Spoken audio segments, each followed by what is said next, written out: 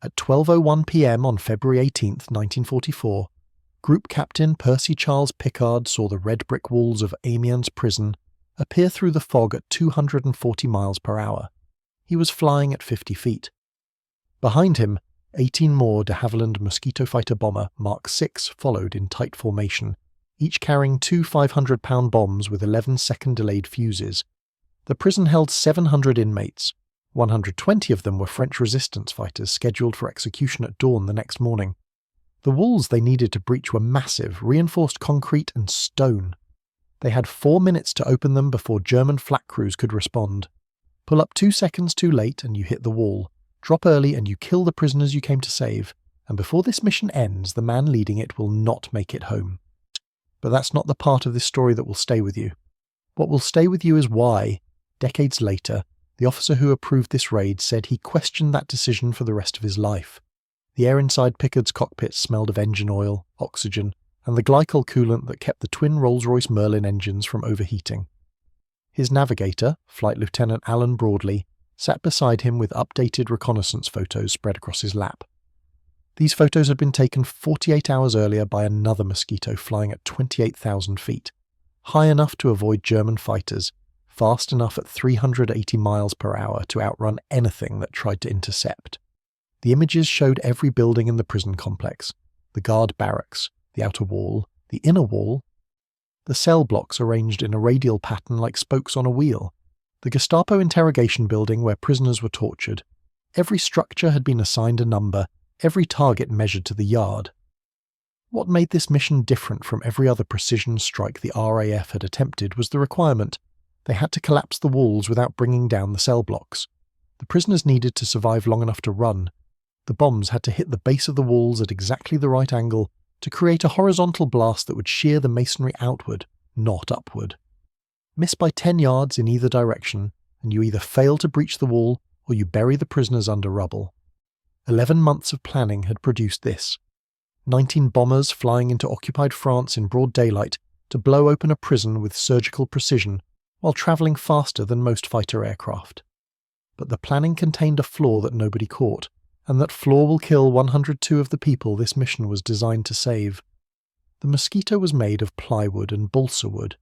Spruce frames covered in birch plywood, bonded together with cassin glue made from milk protein.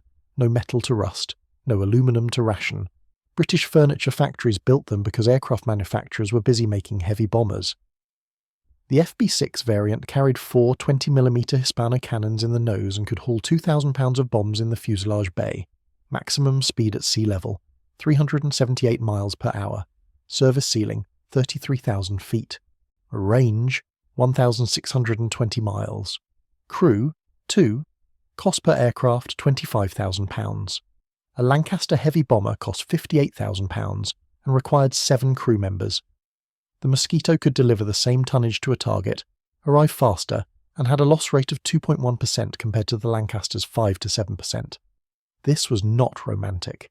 This was mathematics. And later in this story, I'll show you a mathematical comparison between these two aircraft that explains why the Mosquito changed precision warfare permanently. The mission had been requested by the French resistance through M16 in November 1943. Dominique Ponchaudier, a resistance network leader, had sent word that Amiens Prison held key operatives who knew too much. The Gestapo was interrogating them. Executions were scheduled. The resistance needed those men free or dead before they broke under torture and exposed networks across northern France. The British Joint Intelligence Committee assessed the request. The strategic value was clear.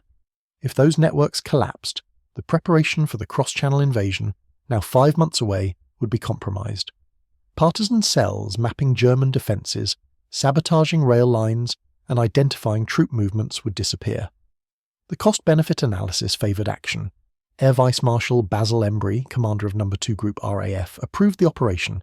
He assigned it to 487 Squadron Royal New Zealand Air Force, 464 Squadron Royal Australian Air Force, and 21 Squadron RAF, all flying Mosquitoes. Remember Embry's name. His role in this story doesn't end with approval. It ends with a confession he carried for decades. Pickard had been chosen to lead because he understood low-level attack. He had commanded 161 Squadron, flying clandestine night missions into occupied Europe, dropping agents and supplies at altitudes where you could see faces in farmhouse windows. He knew how to read terrain at speed, how to navigate by landmarks when radar would give you away, how to bring an aircraft in so low that enemy radar couldn't track you until you were already overhead. He was 28 years old. He had flown 103 operational sorties. The RAF had made him famous in 1941 when they featured him in the propaganda film Target for Tonight. He chain-smoked players' cigarettes and carried a pipe. His crew called him Pick. He had survived long enough to understand that survival was mostly luck, and luck was a resource that depleted. By sortie 103, the mathematics said his account was nearly empty. The route to Amiens had been planned to avoid every known German flak battery and fighter base between England and the target. They would cross the English Channel at wave-top height, 20 feet above the water, where radar couldn't distinguish them from sea clutter. Once over France, they would follow valleys and rivers, using terrain to mask their approach. A Focke-Wulf FW-190 fighter, Germany's best, had a maximum speed of 408 miles per hour at 20,000 feet, but only 340 miles per hour at sea level. At 50 feet, travelling at 240 miles per hour, the Mosquitos would be visible for seconds before they were gone. By the time German gunners tracked them, the bombers would be 3 miles away. That was the theory. But one German pilot scrambling from Abbeville at exactly the wrong moment is about to prove the theory fatally incomplete. At 11:47 a.m., the formation crossed the French coast near Le Tréport. No flak, no fighters. They spread into 2 groups. The first wave, 6 Mosquitos, would hit the outer wall on the eastern side. The second wave, 6 Mosquitos, would strike the guard barracks and the main gates. The third wave, 6 Mosquitos, would attack the northern wall. Pickard's Mosquito would circle overhead, coordinating the attack and confirming hits. Every pilot had studied the target for weeks. They had built scale models of the prison. They had rehearsed the approach over similar buildings in England, flying timed runs until they could place practice bombs within 10 yards of a mark while travelling at attack speed. What the pilots did not know was that the timing had been calculated based on German response patterns. RAF intelligence had analysed 47 previous low-level raids across occupied France. On average, German flak crews required 4 minutes and 20 seconds to man their guns after an aircraft was spotted. This gave the attackers a 4-minute window.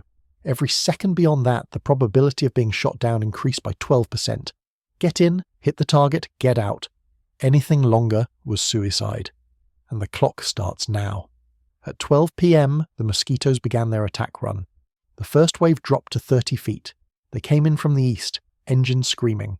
The lead pilot, squadron leader Ian McRitchie of 487 Squadron, saw the outer wall fill his windscreen. He pressed the bomb release at exactly 800 yards from the target. Surski. The 2 500-pound bombs fell away, spinning forward with the momentum of the aircraft. 11 seconds later, they would detonate. McRitchie pulled up hard, clearing the prison by 15 feet. His wingman followed, then the third Mosquito. The bombs struck the base of the eastern wall in sequence. The wall shuddered, cracked, and collapsed outward in a cascade of stone and dust. A breach 40 feet wide opened. Prisoners in the eastern cell block felt the floor lurch. Plaster fell from the ceilings. The walls held. Phase 1 complete. 3 minutes remaining. 14 seconds later, the second wave arrived. They targeted the guard barracks, a 2-story building 80 yards from the main prison structure. German guards were eating lunch. The Mosquitos came in at 50 feet, cannons firing. 20mm shells shredded the roof. Then the bombs hit. The building erupted. Fire and smoke. The concussion wave shattered windows across the prison compound. Guards who survived the initial blast stumbled into the courtyard disoriented. Some ran toward the armory, others toward the main gate. The confusion was total. The third wave struck the northern wall. This section faced the Amiens-Rouen road, the primary route German reinforcements would use. The bombs fell in tight sequence. The wall collapsed in 3 places, opening gaps large enough for men to run through. Inside the prison, inmates heard the explosions and felt the ground shake. They did not know what was happening. Some thought it was an artillery barrage. Others assumed the Allies were bombing the town. The prison's alarm system failed. The power was out. The guards who were still alive were trapped in the wreckage of their barracks or fleeing toward the perimeter. This is the side of history where there are no clean victories, only decisions, and the people who live or die with them. If these are the stories you believe should be remembered, subscribe. At 12:04 p.m, the 4th minute, the attack was over. 19 Mosquitos had delivered 38 500-pound bombs onto a target measuring 300 yards by 200 yards. 14 bombs hit their intended targets. The remaining bombs struck secondary structures, overshot into the compound, or detonated where their blast added nothing to the breach. The eastern, northern and western walls had breaches. The main gate was destroyed. The guard force was neutralized. And now the planning flaw reveals itself. The casualties among the prisoners were immediate and severe. The delayed fuses meant the bombs detonated after penetrating structures, and some cell blocks were closer to the walls than reconnaissance photos had shown. 102 prisoners were killed, 74 were wounded. The intelligence that mapped the prison interior was incomplete. The cells nearest the walls were occupied. Nobody knew, but 258 prisoners escaped through the breaches. Of those, 79 were confirmed members of the French resistance, many of whom had been scheduled for execution within 48 hours. Whether that math justifies the cost is a question that haunted the men who ordered it. We'll get to that. What Pickard could not see from his circling Mosquito was the chaos inside the prison.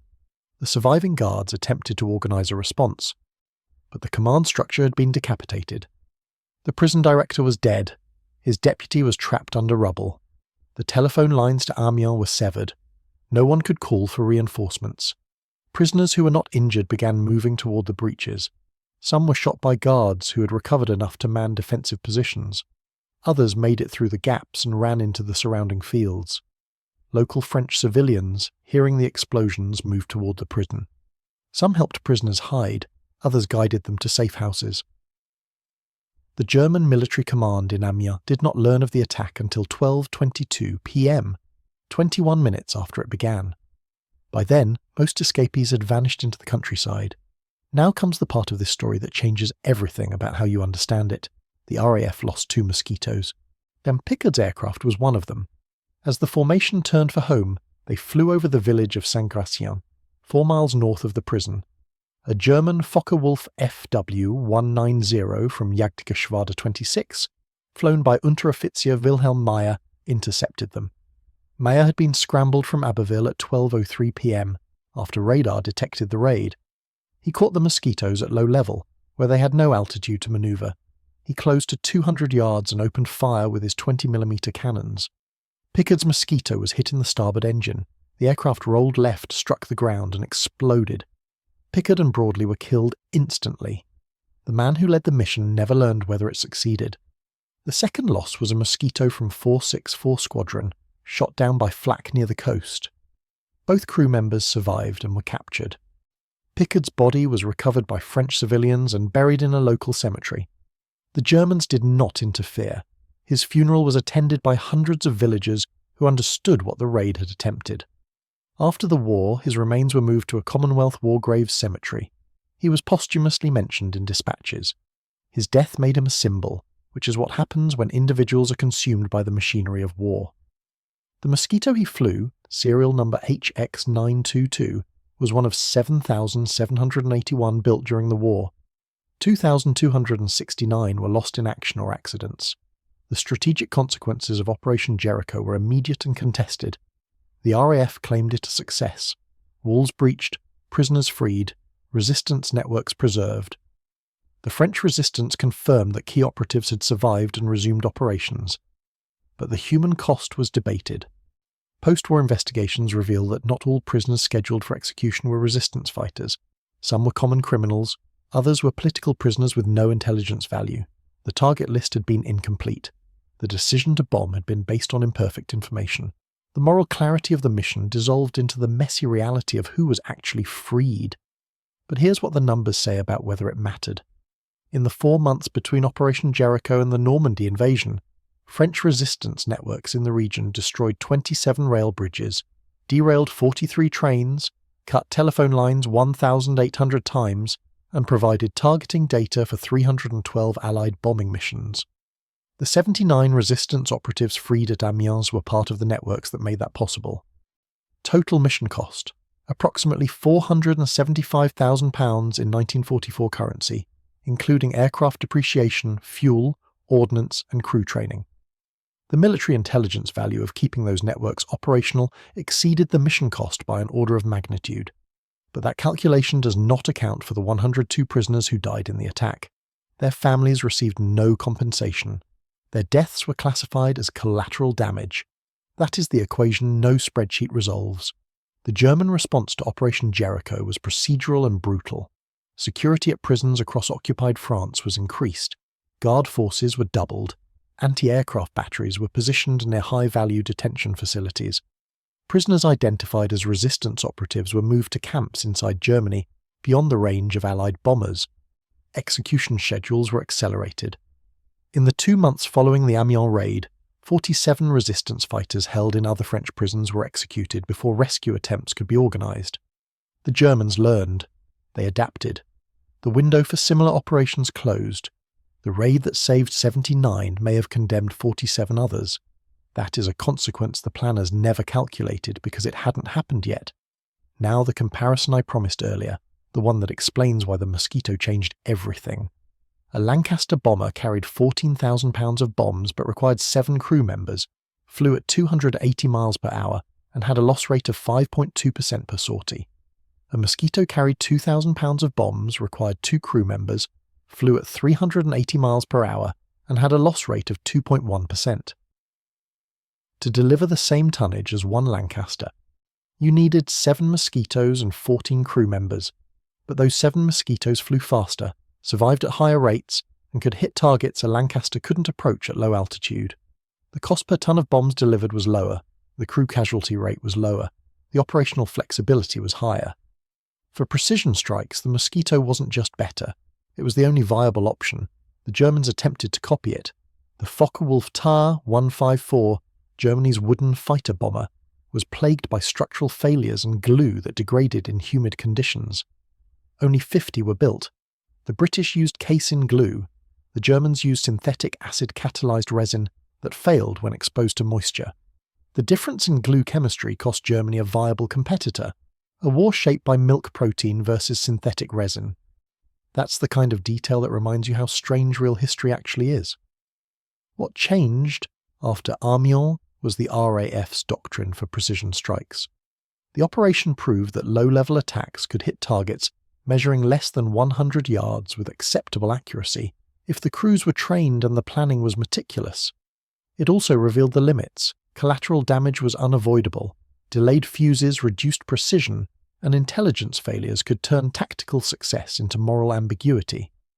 Future raids against pinpoint targets, like the attack on Copenhagen Gestapo headquarters in March 1945, used modified tactics, lower altitude approaches, instantaneous fuses for surface targets, better intelligence vetting. The kill rate improved, civilian casualties decreased. Every improvement was paid for by the lessons of Amiens. And now, Embry, Air Vice Marshal Basil Embry, who approved the mission, later wrote that he questioned the decision for the rest of his life. The intelligence that identified which prisoners were resistance fighters was incomplete. The assumption that all prisoners scheduled for execution were operatives was wrong. The raid killed people it intended to save. That is the mathematics of war stripped of propaganda. You make decisions with imperfect information, execute them with precision, and live with the consequences. Embry lived with them for 40 years. The prisoners who escaped from Amiens scattered across occupied France. Some rejoined resistance networks, others were recaptured. The remaining 179 beyond the 79 confirmed operatives included political prisoners, black marketeers, petty criminals, and individuals imprisoned for non-collaboration offences. Tracking their fates became a post-war administrative challenge. The French government attempted to identify every escapee. Some were decorated, others disappeared into civilian life. A few were prosecuted for crimes committed before or after the raid. The legacy of Operation Jericho is encoded in the operational doctrine of every air force that conducts precision strikes. The principles remain: detailed intelligence, rehearsal, speed, surprise, and acceptance of collateral risk. What has changed is the technology. GPS, guided munitions, real-time surveillance, drone reconnaissance. But the core problem, how to destroy a target without destroying everything around it, remains unsolved. The Mosquito crews at Amiens solved it with math, plywood, and courage. They flew into occupied France in daylight, breached a prison with 500-pound bombs, and opened the walls for 258 prisoners to run. 102 died. 79 of those who escaped were the fighters they came to save. That is the ratio. That is what it cost. That is what they did. If this stayed with you, press like. In one word, tell us what this was. Subscribe. Because when history stops being examined, it turns into myth. Thank you for watching Britain in Battle.